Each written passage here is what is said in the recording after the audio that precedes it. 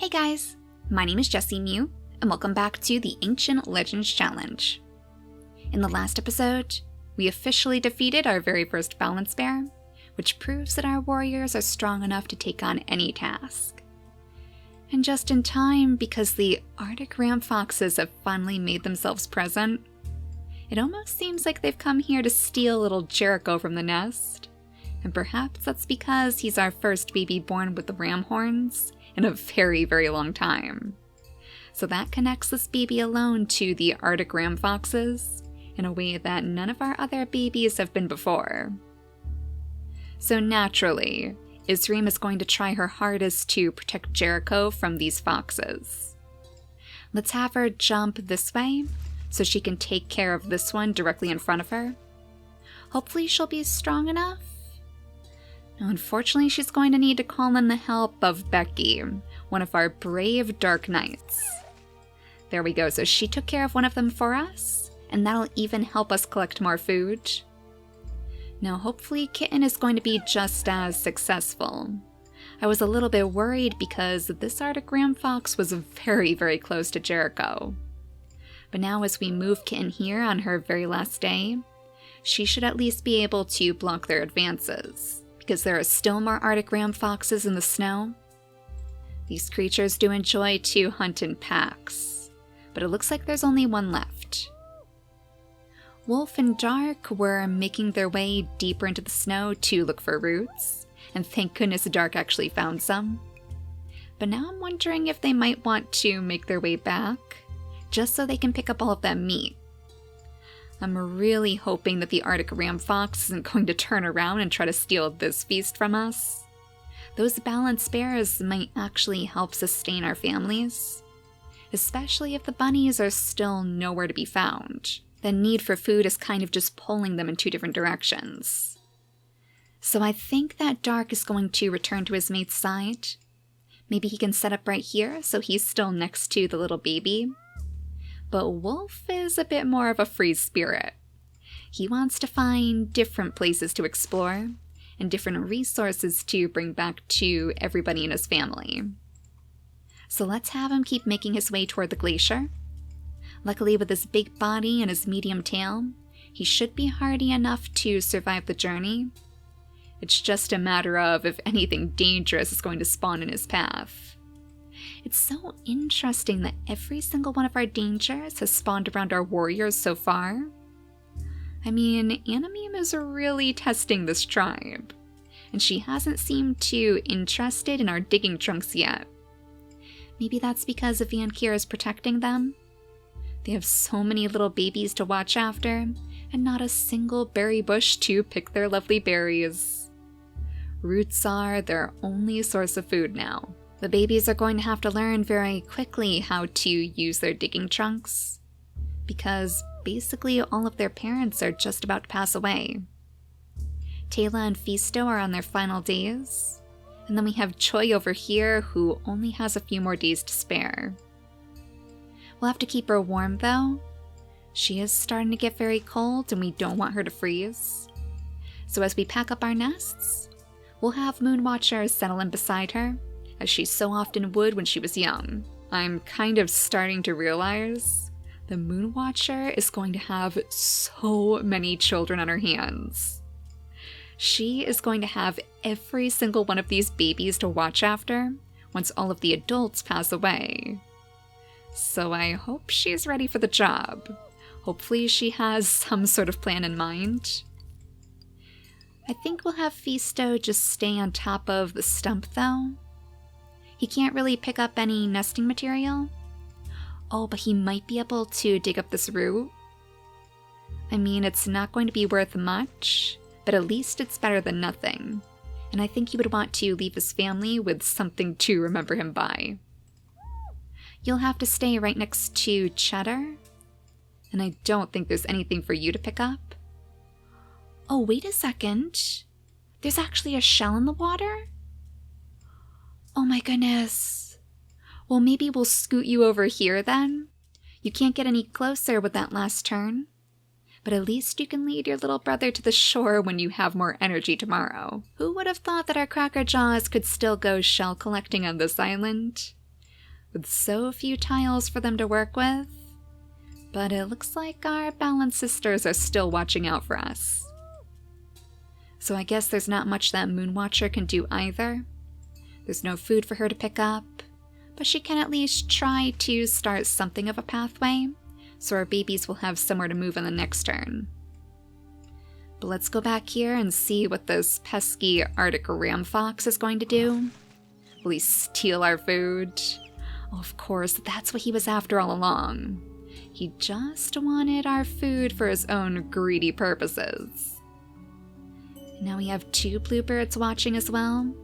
So first things first, Polaris, you better pick up that giant feast. We can't risk anyone else getting their paws on it first, because this alone is going to replenish our food supplies like nothing else possibly can. 273 pieces now. Oh my goodness. You guys may have just saved yourselves. If we can't find any roots out here, at least we know we have some sort of backup plan with the bears. It looks like we may have unlocked a new gene though, so I just want to take a quick peek inside our mutation menu. Unfortunately, it's not the pig potty yet. I was hoping it might be, but I think it was actually the antlers. We did need to spend time in the cold climates to unlock that, so I guess that's a pretty good thing. The Megaloceros horns are so much better because they do give us the extra strength, so I don't think we'll be actively trying to breed it onto our tribe, but it's a good way to remember some old faces. Now, it would be excellent if Aang and Polaris could make their way back to their families, though I think they're still going to be a little bit too slow to join in on the attack. And there's no other Arctic ramfoxes out here, right? Okay, it looks like it's still just the one left. So let's get rid of you before you end up stealing any more of our food. And likewise, we don't want those birds getting their talons on it either. So I suppose Isreem could loop in from the back, just to pull his attention away from her baby, and that leaves Dark to jump in front of him and hopefully land the final blow. There we go, so another good little pile of food for us to pick up on the next turn. I suppose, Jericho, you've earned your chance to toddle out of the nest, though you can bet that Isreem is not going to let you get very far from her sight. That was quite the experience, and one that she's not too eager to take part in again. Though I wouldn't be surprised if the Arctic ramfoxes aren't done with you yet. We'll have to see if more were watching from the darkness. I suppose that they could always be the cause of the lack of bunnies too, because it seems like, yet again, there's still not a single bunny on the mountain, despite the overabundance of burrows. Oh no, and Sophie's getting colds? Oh, that means she won't be able to pick up that shell, if it's still there. Yeah, because she only has the one turn. We can bring you to the ocean at least. That way you can get a good look at the thing, while your little brother completely submerges himself in the hot springs. Oh, I hope he's going to be okay in there. Surely he knows to stick his little digging trunk up above the surface. Oh my gosh, can you imagine? It would be like their own built-in little snorkel. Maybe you guys need to think about making your way toward the ocean after all. But let's at least bring Moonwatcher over to the babies. I think she'll want to make sure that they're all nice and warm. That way Joy can focus on teaching Valerie how to dig. I like how her line has just gotten progressively better and better at digging up roots. So hopefully they can find something for her to practice on. Looks like everything out here is rather bare, though she does have an extra day on her lifespan, so it should be okay to lead them a little bit further away from the pack. Granted, the bluebirds are so far away that I don't think they'd be able to swoop in and steal our babies in time. They're way over on the other side of the mountain, probably still trying to find a way to steal all of our food. But it looks like everybody's safe. No more Arctic ramfoxes, right? And how about you guys on the other side? Yeah, it looks like peace has finally settled in upon our tribe once more. I wonder where the walrus deer went. one of Big Don's family members actually spawned in on the same day. He must be somewhere on the mountainside, because he doesn't seem quite as interested in taking care of our babies. If it was Big Don himself, he would not have left Jericho's side for anything. He probably would have scared those Arctic ramfoxes away with his own hooves. But now that the danger is over, I guess that means it's officially time for you guys to start your journey again. Trailing behind in a wolf shadow, as he gets quite close to where the glacier was. I'm pretty sure it was like right up here somewhere. It was on that little ledge, so maybe he's close to seeing it soon. And he found some roots out here too, excellent. He's far too far away to actually shout out to his family, but he can leave behind little clues. Maybe he's even using the clovers for that, like little breadcrumbs in his trail. It's something that Dark would certainly know how to follow. So let's have him start leading the tribe. Now that the weather is calm and the skies are clear, this is the perfect time for the tribe to return to their mission. Isram is actually halfway through her lifespan now, and I so desperately want her to meet one of the creatures in the glaciers before she passes. So we really need to get a move on here. Let's hope for no more distractions. Now please tell me the Bandit Brothers didn't steal your shell? Oh no, Sophie! The Bandit Brothers stole it from right under your nose. They've only left a pile of worms on the sea floor. And I mean, you might as well just go looking for roots instead of trying to paw at the ground for that. Oh, what a bummer. You were so close to collecting a little shell. Oh, but wait a second, look at this. We have a tiny little root for Cheddar to pick up over here. Oh, maybe somebody's looking out for you after all. That must be Vankir's blessing. He might be better known for his berries and his acorns, but I feel like the roots would play just as big of a role in the harvest. And we already know that the Summer Court loves him. I don't think you'll find any roots for Valerie to pick up though, so let's just have you lead your baby down the shore. Oh my goodness, did you actually pick up a leech? Oh joy, on your very last day too? Well, I mean, at least this offers a pretty good lesson for your baby. You don't want to get too close to the beaches, I guess. Even on the mountain, you're just not safe from the leeches. That's something that Moonwatcher will have to pass on to Sophie, if she does decide to search around for more of those shells. Oh, and there's tons of algae down here too. I guess we might even want to scoop that up, because it all offers good nesting material. Sophie, I think, will stay right here next to Cheddar. They've been together for so long that I don't think she'd abandon him now, and now we should be ready to skip the day again. And hopefully see if Wolf is close enough to maybe crack open that glacier. We'll just sniff around first, just in case, because you never know what sort of dangers are crawling around the mountain. But it looks like you're safe for now. So, were we right? Were we right next to a glacier all along?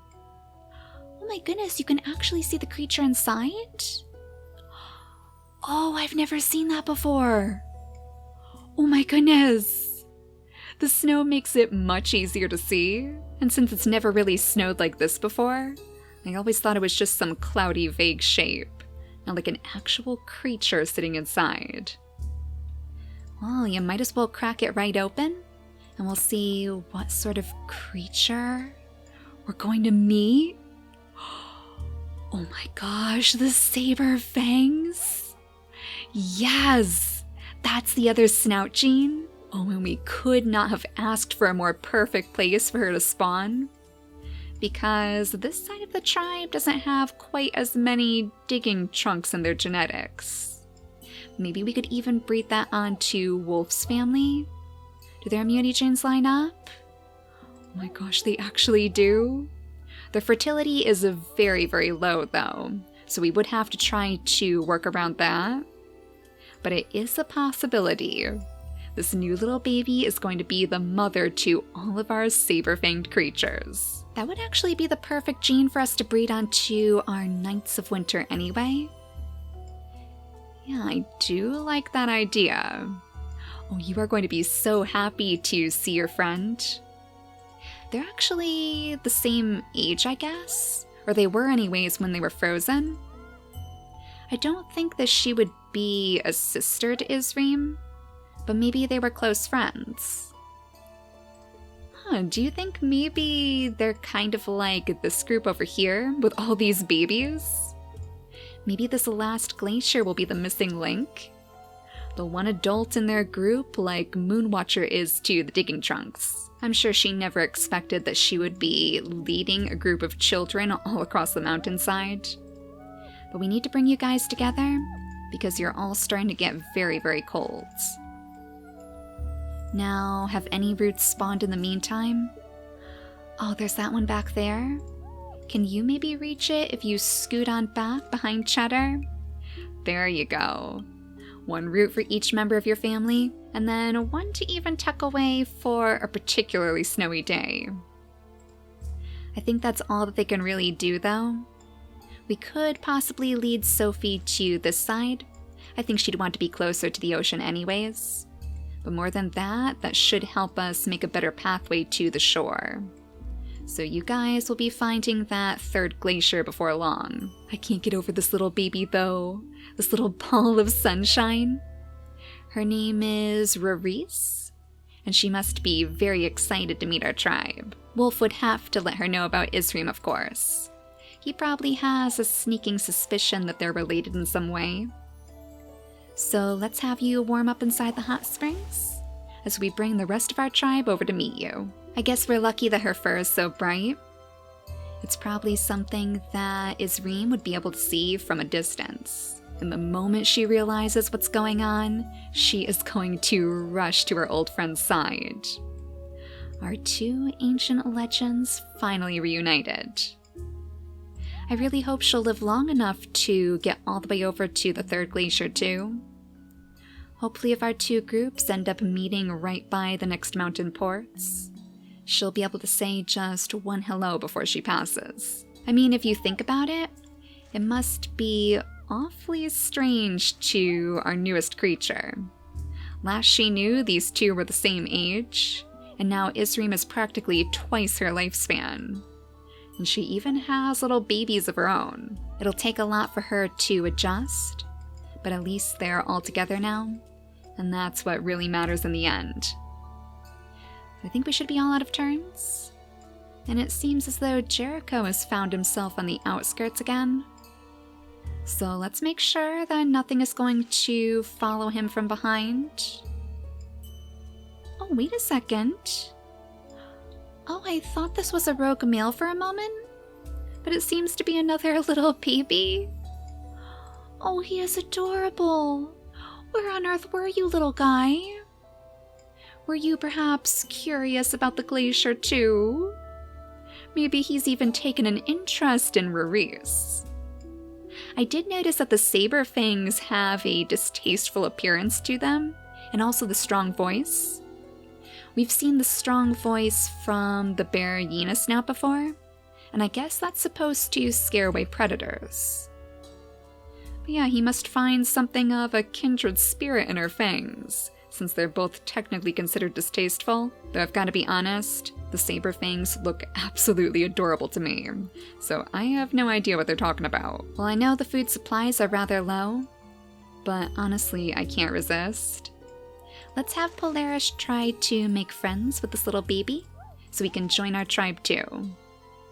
Now he does have that deformed paw, so we'll want to keep a very close eye on that. But more importantly, his fertility is actually quite high. So if we can't find a better way to keep our tribe alive, at least we have a backup plan. Oh, and we'll want to make sure that we change her gems to the final gem color. Now, this isn't the final gene on the list, but it is the last color that we have to work with, so we might have to find a different way to keep track of those final two genes. We are getting super close to completing this challenge.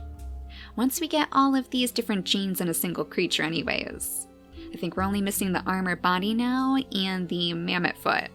So hopefully that next glacier is lucky. But my little sunflower, you must be very eager to stretch your legs again. So let's have her bound off into the snow, looking for some familiar ground. Maybe she even knows where we could find those bunnies. Still not a single one has spawned on this mountain. I wonder if we'll have to rely on the walrus deer instead? Since the balance bears don't seem to spawn quite as often as I would like, we might have to see if we can seek him out for food. But little Jericho, you're another soul who seems quite fit to wander. Always with an eye to your back, looking for your Arctic fox brethren. Aang is probably getting a little bit concerned, and maybe he would even mention as much to Isreem. Maybe she needs to talk to her son, see what's going on, and hopefully find a way to lure him back into the tribe. He doesn't want to see little Jericho meet a dangerous fate all on his own. He may be strong, and he has seen his fair share of war, but that doesn't mean that he's ready to take on the balance bear all by himself. I don't think any of our creatures would be able to take one down alone. Now, Polaris, if you would kindly show little Nutikir around, maybe we can get him familiar with his surroundings. Or for that matter, maybe he could show us where he lived. I mean, he's such a tiny baby too, and he's clearly not an ancient warrior. It's not as though one of his glaciers may have melted. Oh my goodness. 3 bluebirds now? Oh my gosh. Oh, thank goodness Joy isn't around to see this. I'm so surprised that nothing has spawned out here on you guys. I mean, I don't want to jinx it, especially now that it's just down to Moonwatcher watching after the babies. I guess I really shouldn't call Sophie a baby anymore. She probably wouldn't appreciate it. But she's still quite a bit younger than Moonwatcher, and she's still quite a bit more mischievous too. She wants to get back at the Bandit brothers for stealing her seashells, and who knows, maybe even searching for more shells is going to be what makes her stumble straight into that 3rd glacier. We are getting super close now after all. Oh my gosh! I completely forgot that Moonwatcher can pick up those fish. Oh, that is perfect! There are so many fish down here for us to collect. Maybe that was actually what Joy was trying to tell us? Maybe that's why she got so close to the leeches. She was trying to lead little Moonwatcher over to her next meal. But I think we should be ready to skip the turn now. So let's zoom out again. Make sure that nothing is going to stumble in from the mountains, now that it has officially started to snow once more. The good news is, because Rorice has grown up, this would actually be the perfect time for us to start our next family. And I think we are going to have a wolf be the father. It seems quite fitting of their story. So let's make sure that we stuff his mutation menu with the saber fangs. Though, looking at their fertility again, maybe we'll want to give him one of these normal fertility traits too. That means there is a possibility that their babies might be born without the saber fangs. The odds aren't quite so in our favor this time, but the fertility is becoming a real issue for our winter nights, so we don't want to risk this getting any worse.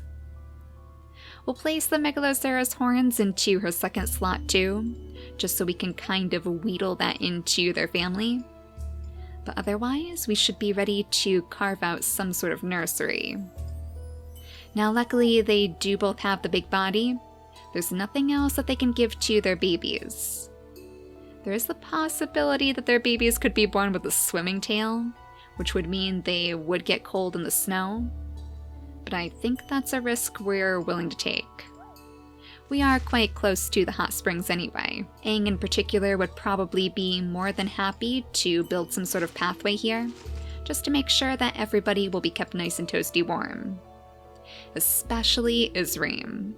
Let's have her settle down right in the hot springs first. Okay, and somebody picked up a leech. I have a feeling I know exactly who that is. We'll go over there in just a moment. I think she's expecting that Jericho is going to follow her, but I really feel like he's being pulled in a different direction. He's a little bit more curious about what might be waiting at the mountaintops. Maybe that's where his mysterious Arctic ramfoxes came from. So we'll have to see what he discovers, but for now, Isreem is blissfully unaware, and he would rather keep it that way. So if we have Rarice settle down on this tile, hopefully we'll get lucky. Oh my gosh, on the very first try? Oh, that has to be a good omen for this family. You can go ahead and plant down your nest as we clear out more of the snow. That way we should still be able to escape if anything dangerous comes our way. I think we'll have Polaris sit right next to her too, just so she's kept nice and toasty warm, but also so she can do a little bit of babysitting of her own. She's kind of carrying on in Aang's footsteps, and even in her mother's too. She can watch after all of the babies, even if they're not her own family. Now, which one of you pesky creatures has that leech?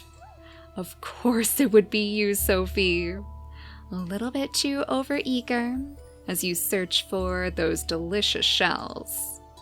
But it seems like the Bandit brothers are not willing to give them up yet. So Moonwatcher, you better come on over here and pick that leech off of her, as we bring all of our creatures close to huddle together.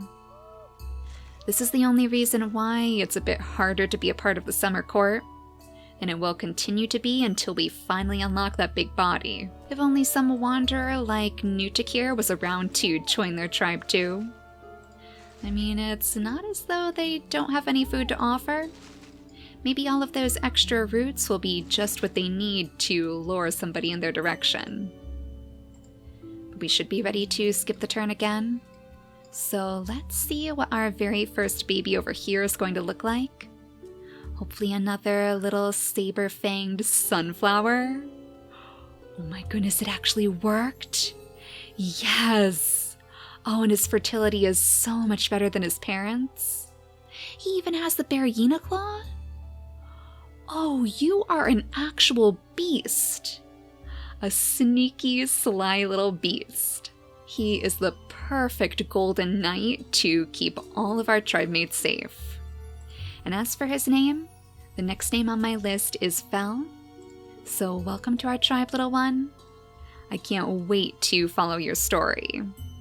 And I sure hope it'll lead us toward our digging trunks. It is very, very clear that these creatures are going to need our help. So maybe it's time that they just march straight down the shore until they get all the way over to these ports. Though in the next episode, I think it's quite likely that they'll be passing by the third glacier. So we should be ready to see what the final new creature on this island is going to look like. And fingers crossed it's going to have one of those final 2 genes that we need. We are so close to completing this challenge now. So maybe our tribe is ready to try out the Killer Mountains. It'll be interesting to see if they can survive. But for now, thank you all so much for watching, and I'll see you all next time. Bye guys!